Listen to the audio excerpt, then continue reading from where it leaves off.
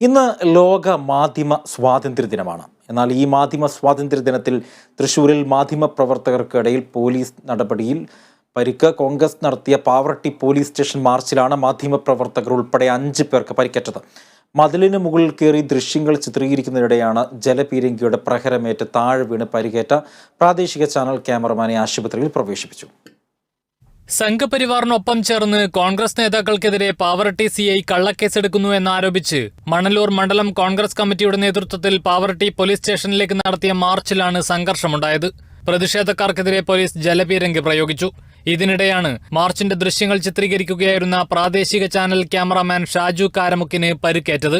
സമീപത്തെ 7 അടി ഉയരമുള്ള മതിലിനു മുകളിൽ കയറി ദൃശ്യങ്ങൾ ഷൂട്ട് ചെയ്യുന്നതിനിടെ ജലപീരങ്കിയിൽ നിന്നുള്ള വെള്ളമടിച്ച് ഷാജു റോഡിലേക്ക് വീഴുകയായിരുന്നു.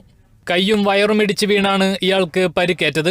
സംഭവം കണ്ട മറ്റ് മാധ്യമപ്രവർത്തകരാണ് ഷാജുവിനെ മുല്ലശ്ശേരി കമ്മ്യൂണിറ്റി ആശുപത്രിയിൽ പ്രവേശിപ്പിച്ചത്. പോലീസ് നടപടിയിൽ 4 കോൺഗ്രസ് പ്രവർത്തകർക്കും പരിക്കേറ്റിട്ടുണ്ട്. കോൺഗ്രസ് പ്രവർത്തകരായ അഡ്വക്കേറ്റ് സുഷിൽ ഗോപാൽ, ആൻഡോ പോൾ, MM ഷംസുദ്ദീൻ, സിറാജ് പെരിങ്ങാട് എന്നിവർക്കാണ് പരിക്കേറ്റത്. അതേസമയം കോൺഗ്രസിന്റെ പ്രതിഷേധ March DCC president Jose Vallur ഉദ്ഘാടനം ചെയ്തു. കഴിഞ്ഞ മാസം ഏപ്രിൽ 2-ന് രാഹുൽ ഗാന്ധിക്ക് ഐക്യദാർഢ്യം പ്രഖ്യാപിച്ച് പൂവത്തൂരിൽ നിന്നും പാവറട്ടിയിലേക്ക് നടത്തിയ നൈറ്റ് മാർച്ചിൽ പങ്കെടുത്ത 15 പേർക്കെതിരെയാണ് പോലീസ് കേസെടുത്തത്. സമാധാനപരമായി വിവിധയിടങ്ങളിൽ നടന്ന മാർച്ചിൽ ഒരിടത്തു പോലും കേസെടുത്തിട്ടില്ല. എന്നാൽ പാവറട്ടിയിൽ കേസെടുത്തത് സംഘപരിവാറുമായുള്ള ബന്ധത്തിന്റെ അടിസ്ഥാനത്തിലാണെന്ന് കോൺഗ്രസ് നേതാക്കൾ ആരോപിച്ചു. Block Congress president AT Stephen ചടങ്ങിൽ അധ്യക്ഷനായി. Kerala vision news, Thrissur.